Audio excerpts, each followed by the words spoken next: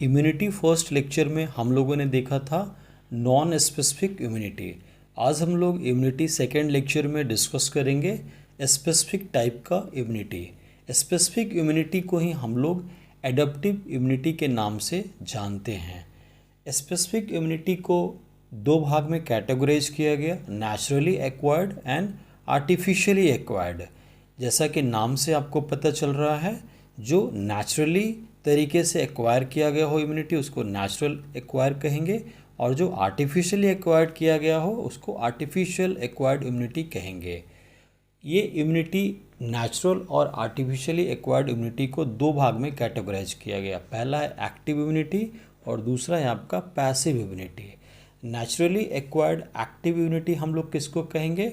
When a person is expose to antigen and the immune system respond, यानी कि antigen के संपर्क में जब आप आते हैं और उस एंटीजन के अगेंस्ट में आपका बॉडी एंटीबॉडीज़ बनाता है, तो इसी को हम लोग नेचुरली एक्वायर्ड एक्टिव इम्यूनिटी कहते हैं। इसमें बॉडी के अंदर किसी भी माइक्रो ऑर्गेनिज्म का अगर इन्फेक्शन होता है, चाहे वो बैक्टीरिया हो, वायरस हो, प्रोटोजोअन्स हो, तो उस माइक्रोब्स के अगेंस्ट में आपका बॉडी एंटीबॉडीज़ बनाता है और वो स्पेसिफिक एंटीबॉडीज़ होता है। इसी को हम लोग नेचुरली एक्वायर्ड एक्टिव इम्यूनिटी कहते हैं। जैसा कि आप इस इमेज में देख रहे हैं, बॉडी के अंदर माइक्रोब्स एंटर कर रहा है और इस माइक्रोब्स का जो सिग्नल है आपके इम्यून सिस्टम के पास जाता है एंटीजन के इंटर करने के बाद, और इस एंटीजन के अगेंस्ट में आप देख रहे हैं आपका जो बी सेल है या एंटीबॉडी प्रोड्यूसिंग सेल जो है वो एंटीबॉडीज़ बना रहा है, और ये एंटीबॉडीज़ क्या कर रहा है, वो जो एंटीजन था उसको न्यूट्रलाइज कर दे रहा है, यानी कि उसको किल कर देता है। नेक्स्ट है आपका naturally acquired passive immunity. When person does not synthesise the antibody acquired by administration of pre-formed antibodies is called naturally acquired passive immunity। इसमें एंटीबॉडीज़ जो है आपका बॉडी खुद ब खुद नहीं बनाता है, इसमें एंटीबॉडीज़ आपके एंटीजन के अगेंस्ट में बाहर से दिए जाते हैं, जिसका बेस्ट एग्जांपल है आपका मैटरनल एंटीबॉडीज़, जिसमें फीटस जो है अपने मदर के एंटीबॉडीज़ से प्रोटेक्टेड रहता है। जैसा कि आप इस इमेज में देख रहे हैं, एंटीबॉडीज़ है वो प्लासेंटा के थ्रू फीटस में ट्रांसफ़र होते रहता है और फीटस को प्रोटेक्ट करके रखता है। नेचुरली एक्वायर्ड एक्टिव इम्यूनिटी में आप देखिए, antigen enter the body naturally produce antibodies. Passive immunity में antibody pass from mother to foetus via placenta और through infant in her milk during milking. तो एंटीबॉडीज़ यहाँ पे आपके मदर से प्लासेंटा के थ्रू बेबी को मिल रहा है। नेक्स्ट आप देखिए, आर्टिफिशियली एक्वायर्ड को अगर हम डिफ्रेंशिएट करें तो आर्टिफिशियली एक्टिव जो है antigen are introduce in the body in the form of vaccine, body produce antibodies, जिसका एग्जाम्पल है आपका वैक्सीन।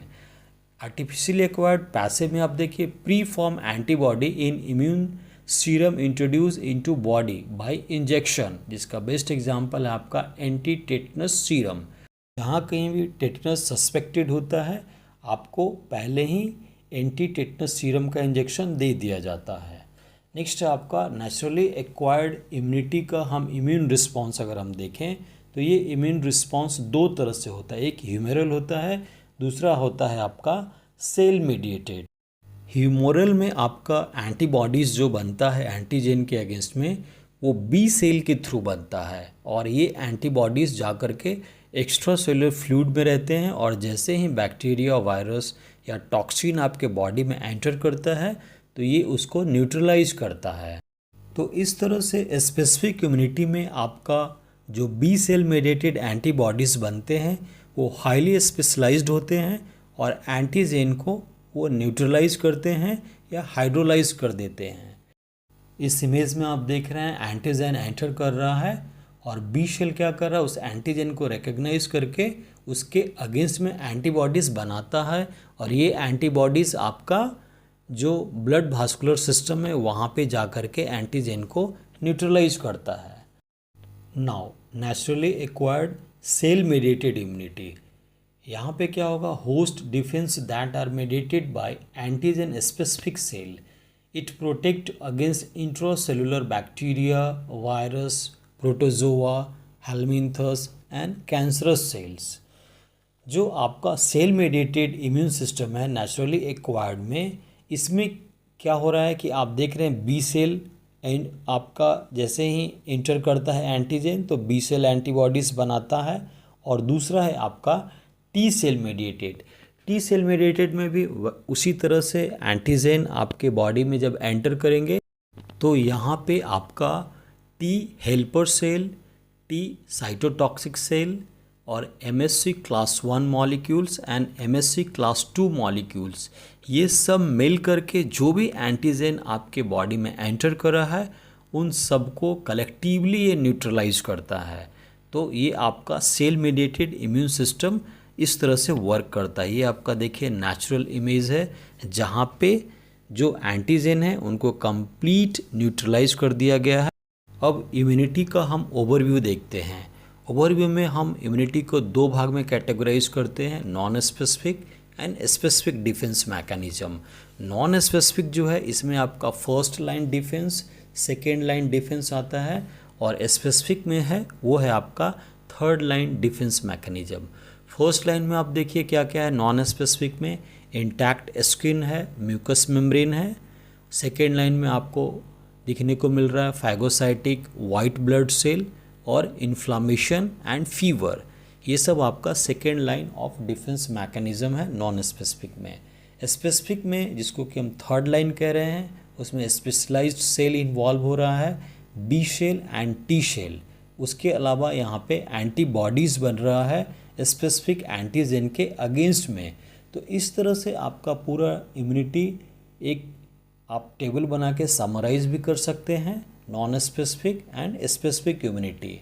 इसको आप जैसे स्किन के बारे में अगर आप देख रहे हैं फर्स्ट लाइन में, तो इंटैक्ट स्किन भी जो है वो आपका डिफेंस मैकेनिज्म के जैसा काम करता है, क्योंकि अगर आपके स्किन इंटैक्ट रहते हैं तो कोई भी पैथोजन एंटर नहीं कर सकता है।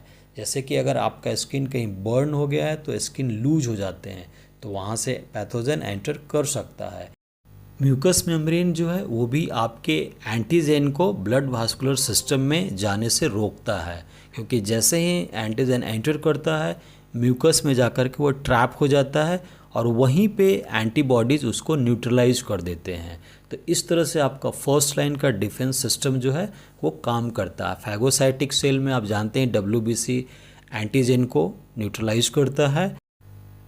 आपका सेकेंड लाइन डिफेंस मैकेनिज्म में फीवर जो है वो आपके एंटीजन को मल्टीप्लाई नहीं करने देता है, क्योंकि जैसे ही टेम्परेचर रेज होगा तो जो पैथोजेंस हैं उनका डिवीज़न रुक जाता है और इस तरह से उनका नंबर्स बढ़ना बंद हो जाता है।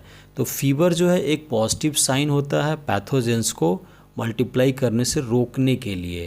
तो अगर आपके नर्सिंग एग्ज़ाम में स्पेसिफिक इम्यूनिटी पूछा गया है तो अगर आप इतना एक्सप्लेन कर देते हैं तो आपको कंप्लीट मार्क्स मिल जाते हैं। नॉन स्पेसिफिक अगर पूछे जाते हैं तो हमने प्रीवियस लेक्चर में जो आपको बताया था वो सब आप एक्सप्लेन करेंगे तो आपको कंप्लीट मार्क्स मिल जाते हैं। कभी कभी दोनों पूछे जाते हैं स्पेसिफिक और नॉन स्पेसिफिक, तो आप कंप्लीट आंसर लिखेंगे। Thank you for joining us.